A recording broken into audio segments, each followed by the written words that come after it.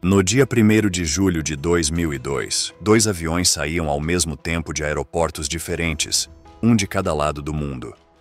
Nenhuma das pessoas que estavam a bordo das duas aeronaves imaginaria a tragédia que estava perto de acontecer. E o que era para ser uma viagem tranquila de férias acabou em um cenário terrível e inesquecível. Entre os mais comoventes desastres aéreos, este levanta diversas questões até hoje. Como dois aviões puderam colidir em um dos espaços aéreos mais monitorados do mundo?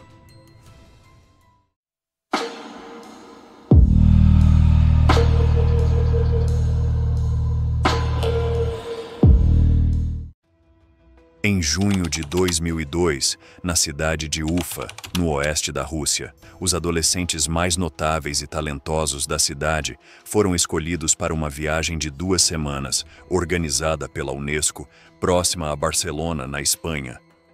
No dia 28 de junho, os 46 estudantes, acompanhados por professores, embarcaram em um trem para Moscou, onde deveriam pegar o voo para Barcelona. Mas chegando a Moscou, tudo começou a dar errado. Uma confusão da agência de viagens os levou ao aeroporto errado, fazendo com que perdessem o voo. Chateados, decidiram explorar os pontos turísticos da capital russa enquanto aguardavam que a agência resolvesse o problema.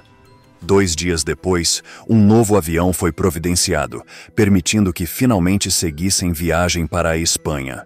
No dia 1º de julho de 2002, as crianças embarcaram no voo 2937 da Bashkirian Airlines.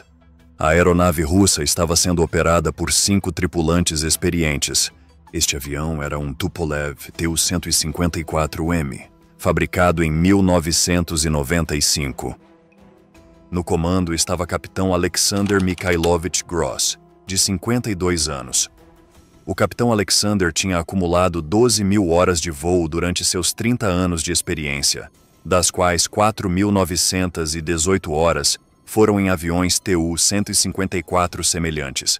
Além dele, também estavam na tripulação o copiloto Oleg Pavlovich Grigoriev, que era o piloto-chefe da companhia aérea, e estava avaliando o desempenho do capitão nesse voo, o navegador Sergei Gennadievich Karlov, e o piloto em treinamento Murat Ahatovich Aitkulov.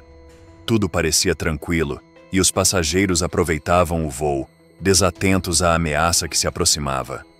A centenas de quilômetros de distância, em Bérgamo, Itália, o voo 611 da DHL estava se preparando para decolar do aeroporto de Bérgamo para o aeroporto de Bruxelas, na Bélgica, após carregar alguns itens de carga. Como de costume, tudo estava sendo preparado normalmente. Este avião cargueiro da série Boeing 757 foi fabricado em 1990 e acumulou um total de 39.022 horas de voo ao longo de seus 12 anos de operação. No comando do voo estava apenas o capitão britânico Paul Phillips, de 47 anos, e ao seu lado o copiloto canadense Brent Campion, de 34 anos. O capitão Paul era um comandante experiente e responsável, com um total de 12.000 horas de voo. Assim como o capitão, Brent também era um piloto habilidoso, com 6.604 horas de voo no total. Por coincidência, ambos haviam voado juntos na mesma rota por 1 mês, o que os tornou familiarizados com o estilo de pilotagem um do outro e confortáveis para trabalhar juntos. Naquele dia, por volta das 21 horas, o voo da DHL deixou a área de embarque, iniciou os preparativos para a decolagem e finalmente seguiu para Bruxelas. Enquanto isso, durante o trajeto, entraram em contato com o controle de tráfego aéreo suíço para confirmar sua posição e velocidade. Em resposta, o controle aéreo autorizou o voo a ficar a 10.972 metros de altura, após a aeronave iniciar a subida para essa altitude. Embora essa região do espaço aéreo esteja localizada na fronteira da Alemanha, ela é supervisionada por uma empresa privada de gestão de tráfego aéreo em Zurique, na Suíça, chamada Skyguide. Naquela noite, apenas 2 controladores estavam de serviço. Como o tráfego aéreo estava leve, o colega de Peter Nielsen, de 8 anos de experiência, decidiu dar uma pausa, prática comum na Skyguide.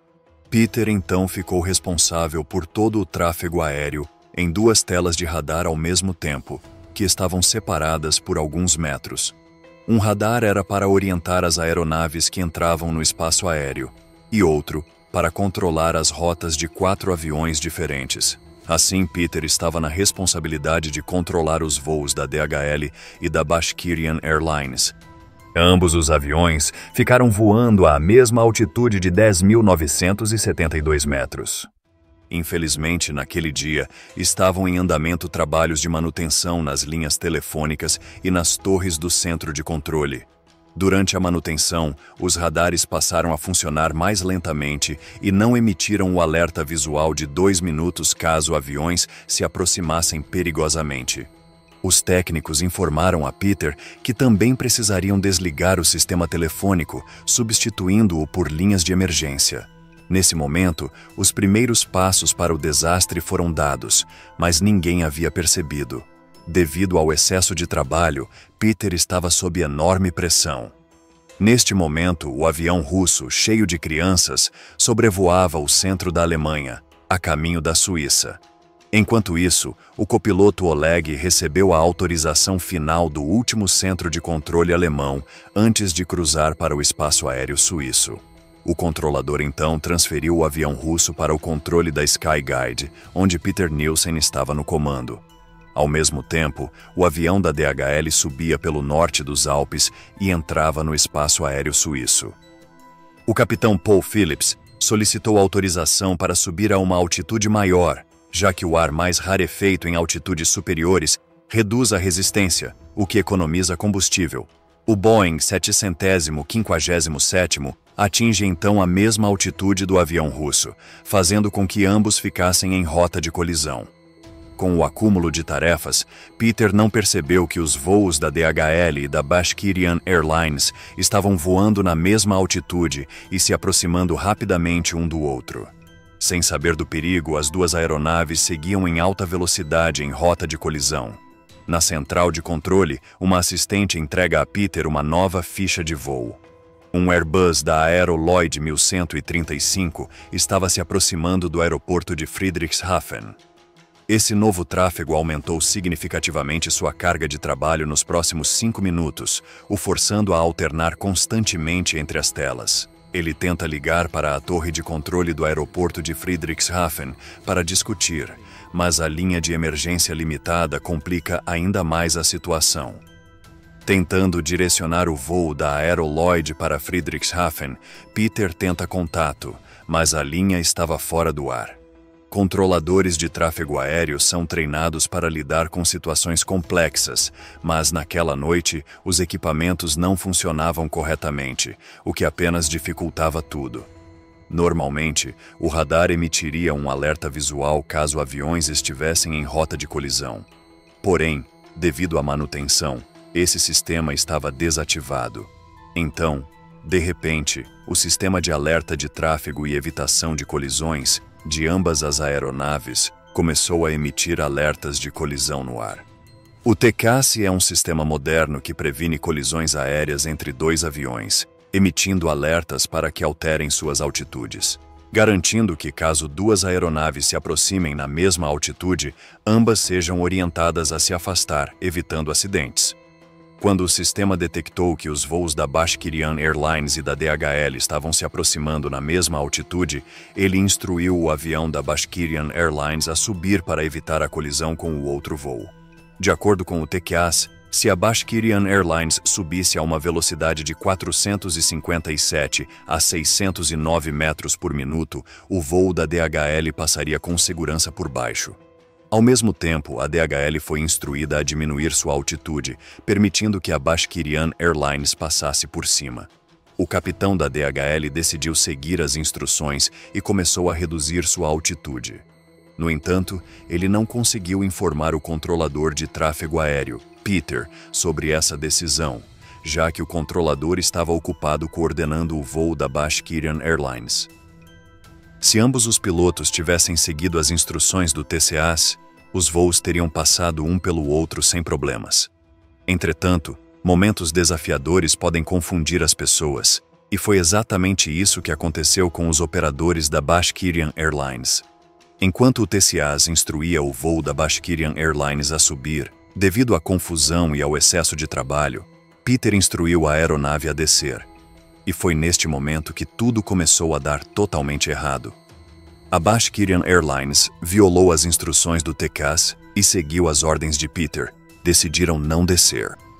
Infelizmente, as duas aeronaves voltaram a se aproximar na mesma altitude. Desconhecendo os alertas do TCAS, o controlador ainda instruía a Bashkirian Airlines a descer. Além disso, Peter cometeu outro erro grave.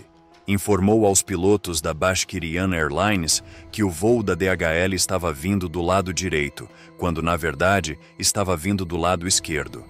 Os pilotos da Bashkirian Airlines continuaram procurando o outro avião à direita até o último momento. E foi de repente que a tripulação da Bashkirian Airlines avistou o voo da DHL se aproximando pelo lado esquerdo. Ao mesmo tempo, os pilotos da DHL também avistaram a aeronave à sua frente. Percebendo o perigo, os pilotos da Bashkirian Airlines tentaram subir rapidamente. Mas, infelizmente, já era tarde demais e era impossível evitar o desastre. Em poucos segundos, os dois aviões colidiram a uma altitude de 10.634 metros. O impacto foi tão forte que a Bashkirian Airlines se desintegrou no ar e o outro avião perdeu uma de suas asas. Sem uma asa era impossível pilotar e os pilotos sabiam que o destino deles seria o mesmo do outro avião. E apesar de inúmeros esforços em tentar se manter no ar por mais 2 minutos, o avião da DHL acabou caindo em uma área florestal próxima a uma vila. Na sala de controle, Peter Nielsen ainda não havia percebido o desastre, continuando chamando pelo Tupolev, mas não obteve resposta. Quando percebeu, entrou em estado de choque e precisou de tratamento médico. Inicialmente, a Skyguide não aceitou sua responsabilidade e culpou os pilotos russos. Somente anos depois, a empresa reconheceu seus erros e pediu desculpas às famílias de todas as vítimas. Mas esse acidente poderia ter sido evitado? O TCAS normalmente possui um mecanismo de segurança chamado reversão. Se um alerta é emitido e a tripulação de uma aeronave ignora a instrução, o TCAS ordena uma reversão. Se o TCAS da aeronave A detecta que a aeronave B ainda está em rota de colisão, ele instrui a mudança de direção. Mas isso não aconteceu. Por quê? Uma das principais condições para que isso funcione é que os dois aviões estejam separados por pelo menos 100 pés de altitude. No entanto, essa condição não foi cumprida no momento do acidente, por isso não houve reversão. Quando o TCAS do DHL percebeu que o Tupolev não estava subindo, só conseguiu instruir seus pilotos a descerem ainda mais rapidamente. Se a reversão fosse possível, as crianças de Ufa poderiam ter sobrevivido. O arquiteto russo Vitaly Kaloyev, devastado pela perda da esposa e dos 2 filhos no acidente, responsabilizou Peter pelo acidente. Ele foi um dos primeiros parentes a chegar ao local do acidente, em Überlingen. Embora as famílias não fossem incentivadas a participar da busca, Vitaly não conseguiu se conter. Enquanto procurava sua família, que estavam a bordo da aeronave, encontrou um colar de pérolas quebrado, que reconheceu como sendo de sua filha de 4 anos. Cego pela sede de vingança e desesperado, investigou a vida do controlador de tráfego, encontrou seu endereço e tirou sua vida diante da família do homem. Após o incidente, a equipe de investigação de acidentes aéreos recomendou várias medidas, como treinamento intensivo para que os pilotos compreendam o funcionamento do TCAS e sigam suas instruções e atualizações no sistema para fornecer orientações mais claras em situações críticas. Apesar do impacto emocional causado por tragédias aéreas, é importante lembrar que o transporte aéreo é atualmente o meio de transporte mais seguro. Acidentes de avião são extremamente raros em comparação com acidentes de carro e outros incidentes no mundo. A tragédia permanece como um dos eventos mais traumáticos da história da aviação, com vidas e famílias destruídas por falhas humanas e tecnológicas. Em julho de 2003, Muitos pais retornaram a Überlingen, na Alemanha, para o primeiro aniversário da tragédia. Os alemães construíram um memorial no local do acidente. Ele é composto por uma série de grandes pérolas prateadas em um colar quebrado.